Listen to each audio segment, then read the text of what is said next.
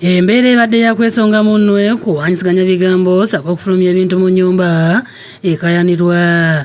Akaleegayokya kano kabadde ku kyalo Bulindo Estate Zone ekiri mu Kira Municipality. Omusumba Mwanja Livingstone ne basajja be olutuuse ku nnyumba eno eri mu kikomera batandikiddewo okusala oluggi olwa geeti nga bakozesa emisumeeni wakati nga bali mu nnyumba ebalayo enduulu esombodde abatuuze b'oku kitundu okulaba okubadde.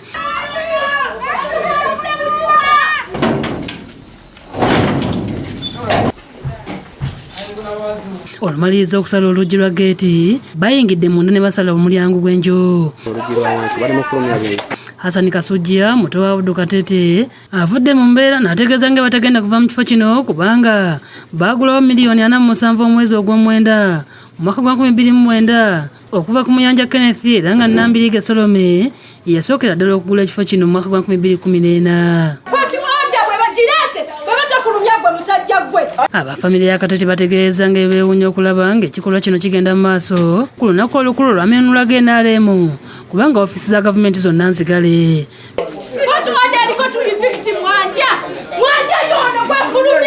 Bategeeza nga batajja kukkiriza kuva mu nnyumba eno nga beewuunya kyekubira alimba by'okwerinda abali mu kitundu kino.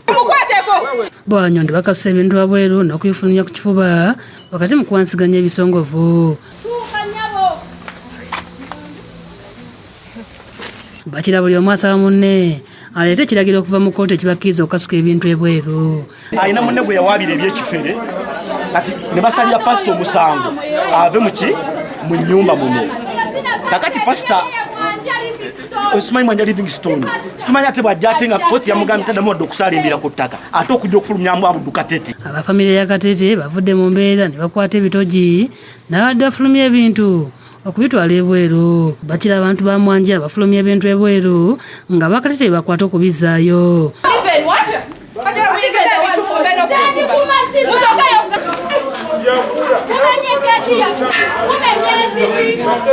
Ekyewuunyisa bino byonna bakira bigenda mu maaso nga poliisi eri mu kitundu etunula butunuzi era ng'erabise ng'ebadde okulaba ng'etangira ebikolwa eby'okuyiba omusaayi.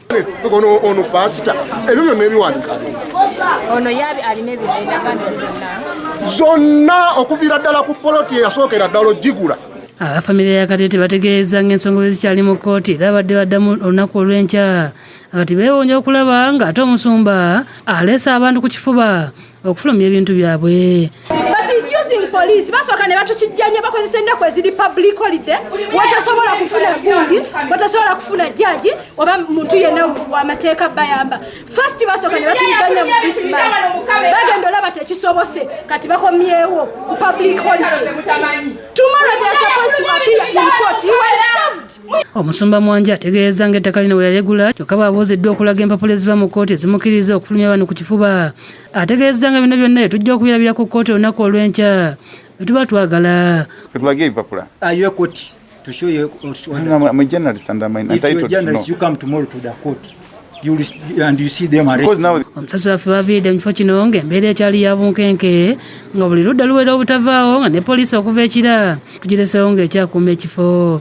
Wabula omusumba Mwanja atuuse ekiseera ne yeemulula mpolampola n'avaawo. Ronald Kasasa yakusakidde eggulu